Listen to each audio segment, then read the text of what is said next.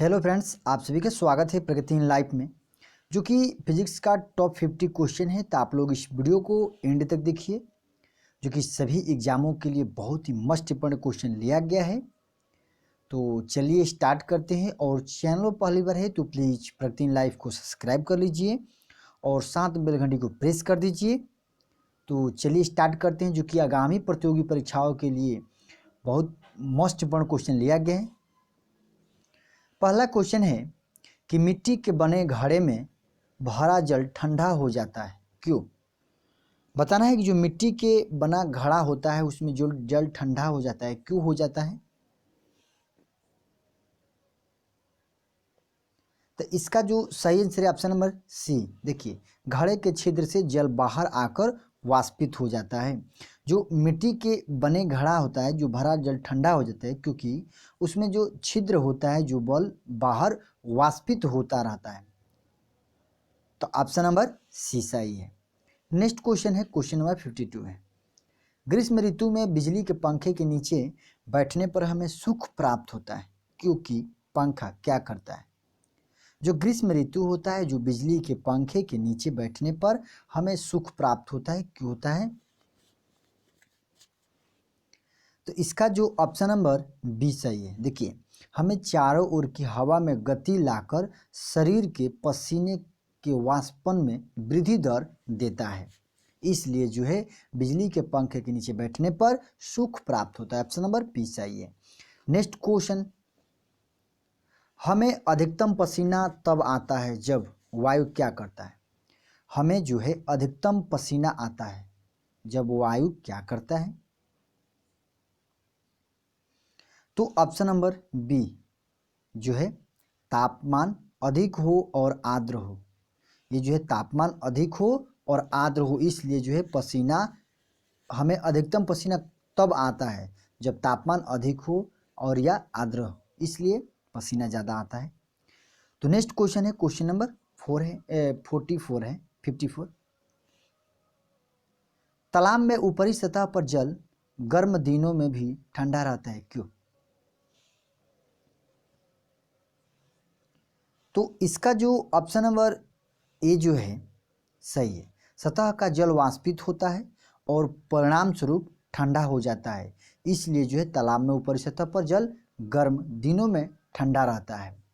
Option number A सही है। Next question है, क्वेश्चन नंबर 55 है।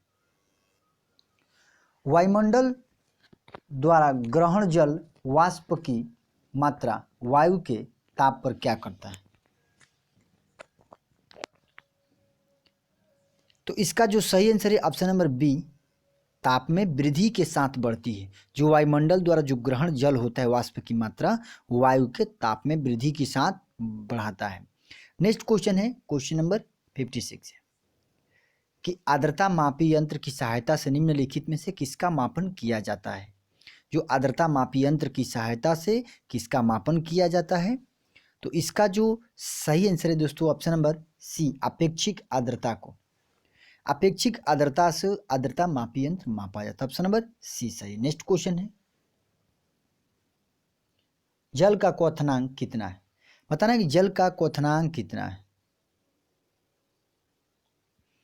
जल का क्वथनांक कितना है? तो इसका जो ऑप्शन नंबर बी है, वायुमंडलीय दाब पर निर्भर होता है। देखिए, जल का क्वथनांक जो है वायुमंडलीय दाब पर निर्भर करता है। इसमें पूछा गया है कि जल का क्वथनांक क्या करता है, तो वायुमंडलीय दाब पर निर्भर करता है। नेक्स्ट क्वेश्चन है, निम्नलिखित में से किससे ऊर्जा सीधे ही प्राप्त होती है? किससे ऊर्जा सीधे मात्रा में प्राप्त होती है? ऑप्शन नंबर ए, सूर्य से ऊर्जा जो है सीधी मात्रा में प्राप्त होते हैं। प्रकाश की तरंग ध्वनि तरंगों से इस प्रकार भिन्न है कि किस प्रकार भिन्न है? ऑप्शन नंबर इसका सही है ए, प्रकाश की तरंगे विद्युत चुंबकीय है किंतु ध्वनि तरंगे नहीं। जो प्रकाश की तरंगे है विद्युत चुंबकीय है, जो ध्वनि तरंगे विद्युत चुंबकीय तरंग नहीं है। तो इसका जो ऑप्शन नंबर ए सही है। नेक्स्ट क्वेश्चन है, निम्नलिखित में से किसकी विद्युत चुंबकीय तरंगों की तरंग दैर्घ्य सबसे लंबी होती है? निम्नलिखित में से किसकी विद्युत चुंबकीय तरंग की जो तरंग दैर्घ्य सबसे लंबी होती है? ऑप्शन नंबर डी, औरक्त किरण की। नेक्स्ट क्वेश्चन है, वायुमंडल की वह परत जो रेडियो तरंगों को पृथ्वी पर वापस परावर्तित करती है उसे क्या कहते हैं?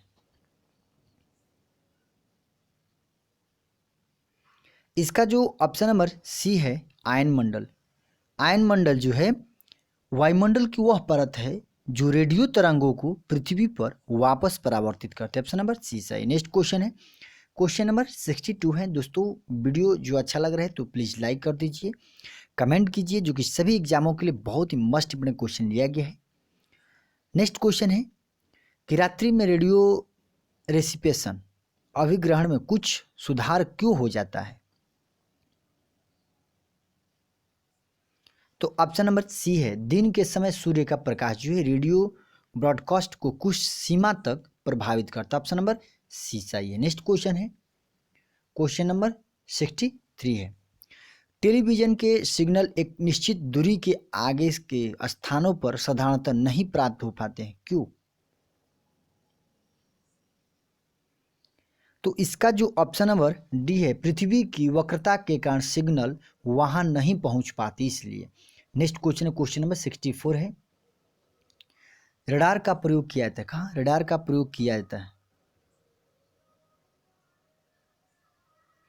ऑप्शन नंबर सी है, वायुयान जैसी वस्तुओं की पहचान व स्थिति निर्धारण करने हेतु करते हैं रडार का प्रयोग। जैसे कि वायुयान जैसी वस्तुओं को पहचान करने के लिए या स्थिति ग्रहण करने के लिए रडार का प्रयोग किया जाता है। रडार का होता है रेडियो डिटेक्शन एंड रेंजिंग होता है। ये जो रेडियो डिटेक्शन एंड रेंजिंग होता है और इसका आविष्कार जो है सर रॉबर्ट वाटसन वाट ने किया था। रडार का आविष्कार सर रॉबर्ट वाटसन वाट ने किया था। नेक्स्ट क्वेश्चन है, क्वेश्चन नंबर 65 है, बंद कमरे की खिड़की में एक छोटा छिद्र कमरे से बाहर की वस्तुओं का कमरे की सामने की दीवार पर उल्टा प्रतिबिंब बनता है, इसका कारण क्या है? सही आंसर है दोस्तों ऑप्शन नंबर बी, प्रकाश का ऋजुरेखीय संरचना के कारण होता है। नेक्स्ट क्वेश्चन है, क्वेश्चन नंबर 66 है कि पूर्ण सूर्य ग्रहण में सूर्य का कौन सा भाग दिखाई देता है? पूर्ण सूर्य ग्रहण में सूर्य का कौन सा भाग दिखाई देता है? ऑप्शन नंबर बी, किरीट दिखाई देता है। नेक्स्ट क्वेश्चन है, समतल दर्पण द्वारा बनी प्रतिबिंब क्या होता है? समतल दर्पण द्वारा बनी प्रतिबिंब क्या होता है? ऑप्शन नंबर बी, आभासी प्रतिबिंब बनता है। जो समतल दर्पण में बना प्रतिबिंब होता है काल्पनिक होता है, वस्तु के बराबर पार्श्व उल्टा होता है समतल दर्पण में और आभासी। नेक्स्ट क्वेश्चन है, क्वेश्चन नंबर 68 है, किसी व्यक्ति द्वारा अपना पूर्ण प्रतिबिंब देखने हेतु समतल दर्पण की न्यूनतम लंबाई कितनी होनी चाहिए?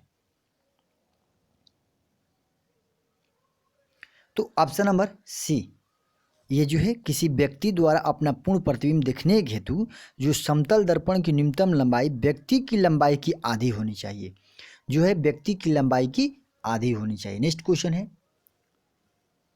यदि समतल दर्पण की ओर 10 सेंटीमीटर पर सेकंड के वेग से जा रहे तो आपका प्रतिबिंब आपकी ओर किस वेग से आएगा?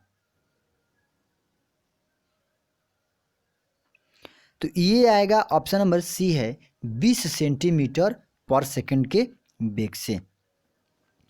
नेक्स्ट क्वेश्चन है, कमरे की अगल बगल की दो दीवारों पर समतल दर्पण लगे हैं और आप कमरे में हो तो आपको दिखाई देने वाला प्रतिबिंब की संख्या कितनी है? तो इसका जो ऑप्शन नंबर डी है अनगिनत, यानी अनंत दिखाई देगा। यदि कमरे के अलग अलग दो दीवारों पर समतल दर्पण लगा है तो समतल दर्पण लगा है तो प्रतिबिंबों की संख्या कितनी होगी? तो प्रतिबिंबों की संख्या यानी n बराबर कितना होता है? तो 360 बाटा थीटा होता है और -1 कर देते हैं, कितनी संख्या है निकल जाएगा। अगर समतल दर्पण 90 डिग्री पर रखा है तो कितना प्रतिबिंब बनेगा? तो यहाँ 90 लिख देंगे ये कट जाएगा, 4 और -1 इजकल टू 3। अगर समतल दर्पण को 90 डिग्री पर रखा जाए तो 3 प्रतिबिंब बनेगा। नेक्स्ट क्वेश्चन है, क्वेश्चन नंबर 71 है, किसी वस्तु का वास्तविक प्रतिबिंब प्राप्त करने हेतु आवश्यक दर्पण कौन सा होगा? ऑप्शन नंबर बी, अवतल दर्पण होगा। नेक्स्ट क्वेश्चन है, दंत चिकित्सक का दर्पण, दंत चिकित्सक का दर्पण होता है, ये जो है अवतल दर्पण लगा, जैसे कि दाढ़ी बनाने के लिए डॉक्टर इलाज कौन सा दर्पण करते हैं? तो अवतल दर्पण का प्रयोग करते हैं। नेक्स्ट क्वेश्चन है, मोटर वाहनों में पीछे का दृश्य देखने हेतु किस दर्पण का प्रयोग किया जाता है? कौन सा दर्पण लगा रहता है मोटर वाहनों के पीछे का दृश्य को देखने के लिए? तो ये जो है ऑप्शन नंबर बी, उत्तल दर्पण लगा रहता है, option number B. Next question है, कार के हैंड पंप में प्रयुक्त दर्पण कौन सा? देखिए, कार के जो हैंड लैंप में प्रयुक्त दर्पण कौन सा होता है? ऑप्शन नंबर डी, परवलयीय अवतल दर्पण लगा रहता है, ऑप्शन नंबर डी सही। नेक्स्ट क्वेश्चन है, जल में आंशिक रूप से तिरछी डूबी पेंसिल का डूबा भाग क्या होगा? तो ऑप्शन नंबर बी, जल की सतह की ओर मुड़ा प्रतीत होता है। ये जो है जल में आंशिक रूप से जो तिरछी डूबी पेंसिल का डूबा जो भाग होता है, जल की सतह की ओर मुड़ी हुई प्रतीत होती है। ऐसा जो है प्रकाश के अपवर्तन के कारण होता है। नेक्स्ट क्वेश्चन है, क्षितिज के नीचे वास्तव में डूब जाने के बाद भी सूर्य कुछ समय तक दिखाई देता है, इसका कारण क्या है? ऑप्शन नंबर ए, वायुमंडलीय अपवर्तन के कारण दिखाई देते हैं। ये जो है वायुमंडलीय अपवर्तन के ये जो है प्रकाश के पूर्ण प्रकीर्णन के कारण दिखाई देता है, ऑप्शन नंबर बी सही है। नेक्स्ट क्वेश्चन है, क्वेश्चन नंबर 77, यदि वायुमंडल न होता तो दिन की अवधि क्या होगी? यदि वायुमंडल न होता तो दिन की अवधि क्या होगी? इसका जो ऑप्शन नंबर ए, कम हो जाती है। नेक्स्ट क्वेश्चन है, क्षितिज के निकट होने पर सूर्य चंद्रमा दीर्घ वृत्ताकार प्रतीत होते हैं, इसका कारण क्या है? तो इसका जो ऑप्शन नंबर सी, अपवर्तन के कारण होता है। नेक्स्ट क्वेश्चन है, क्वेश्चन नंबर 79 है। दोस्तों वीडियो अच्छा लग रहा है तो प्लीज लाइक कर दीजिए, प्रगति इन लाइव को सब्सक्राइब कर लीजिए। इंद्रधनुष का बनना वायुमंडल में वर्तमान जल की बूंदों द्वारा प्रकाश का क्या होता है? तो इसका जो ऑप्शन नंबर डी है, परिक्षेप व पूर्ण आंतरिक परावर्तन दोनों ही होता है, ऑप्शन नंबर डी सही। नेक्स्ट क्वेश्चन है, क्वेश्चन नंबर 80 है कि वर्षा के रुकने के उपरांत इंद्रधनुष क्या होता है? तो इसका जो ऑप्शन नंबर बी होता है, सूर्य की विपरीत दिशा में दिखाई पड़, जिससे कि वर्षा रुकने के उपरांत जो है इंद्रधनुष सूर्य के विपरीत दिशा में दिखाई पड़ता है, ऑप्शन नंबर बी सही है। नेक्स्ट क्वेश्चन है, कांच प्रिज्म में होकर श्वेत प्रकाश के गुजरने पर यह वर्णों में बिखर जाता है, क्यों? ऑप्शन नंबर बी, भिन्न वर्ण का प्रकाश कांच में भिन्न वेग से गमन करता है, ऑप्शन नंबर बी सही है। नेक्स्ट क्वेश्चन है, क्वेश्चन नंबर 82 है, निम्नलिखित वर्ण अनुक्रम में कौन सा क्रम उचित रूप में है? ऑप्शन नंबर डी, नीला, हरा और पीला, ये जो उचित क्रम में है, option number B, option number D. Next question है, प्राथमिक वर्ण क्या है? प्राथमिक, तो इसका जो ऑप्शन नंबर सी, वे है जो अन्य वर्णों के मिश्रण से नहीं बन सकते हैं। ये जो है प्राथमिक वर्ण वे है जो अन्य रंगों के यानी अन्य मिश्रणों के मिलने से नहीं बनता है, वो प्राथमिक वर्ण होता है। नेक्स्ट क्वेश्चन है, क्वेश्चन नंबर 84, 3 प्राथमिक वर्ण कौन कौन है? बताना कि प्राथमिक वर्ण कौन कौन होता है। ये जो है प्राथमिक वर्ण 3 होते हैं, कौन कौन? नीला, लाल, हरा और नीला। तो ऑप्शन नंबर ए, नीला, हरा और लाल, ऑप्शन नंबर ए सही है, जो प्राथमिक रंग है। नेक्स्ट क्वेश्चन है, कैमरे का कौन सा भाग मानव नेत्र के दृष्टिपटल यानी रेटिना के सदृश होता है? इसका जो ऑप्शन नंबर बी है, फिल्म की तरह होता है। नेक्स्ट क्वेश्चन है, क्वेश्चन नंबर 86 है कि जब कोई व्यक्ति बाहर तेज प्रकाश से एक अंधेरी कमरे में प्रवेश करता है तो कुछ देर तक वह स्पष्ट देख पाने में असमर्थ नहीं होता है। इसका कारण क्या है? ऑप्शन नंबर सी, परितारिका द्वारा पुतली को तुरंत न फैला पाना। ऑप्शन नंबर सी सही। नेक्स्ट क्वेश्चन है, क्वेश्चन नंबर 87 है, नेत्र का समायोजन, नेत्र का समायोजन क्या होता है? ऑप्शन नंबर सी, रोमाक पेशिया के द्वारा होता है। जो नेत्र का समायोजन किस तरह होता है? तो रोमाक पेशिया के द्वारा होता है। नेक्स्ट क्वेश्चन है, क्वेश्चन नंबर 88 है, वृद्धावस्था में लिखने व पढ़ने हेतु चश्मा लगाना पड़ता है, क्यों?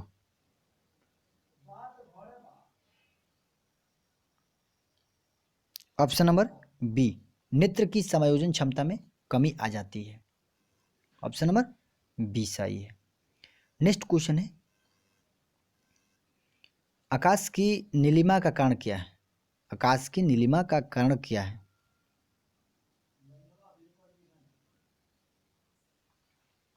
तो ऑप्शन नंबर बी, पृथ्वी के वायुमंडल द्वारा अन्य वर्णों की अपेक्षा नीले वर्ण का अधिक प्रकीर्णन होता है।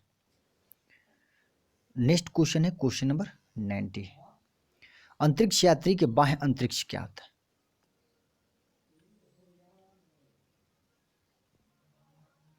Option number B, option number B, श्याम प्रतीत होता है। जैसे कि अंतरिक्ष यात्री के बाह्य अंतरिक्ष श्याम प्रतीत होता है। तो दोस्तों यही वीडियो समाप्त होता है, जो कि कुछ प्रॉब्लम के कारण 10 क्वेश्चन नहीं ले पाए। तो आप लोग इस वीडियो को एंड तक देखिए और बताइए कि आप लोगों का वीडियो कैसा लगा, और ज़्यादा से वीडियो को शेयर कीजिए। तो चलिए, जय हिंद, जय भारत।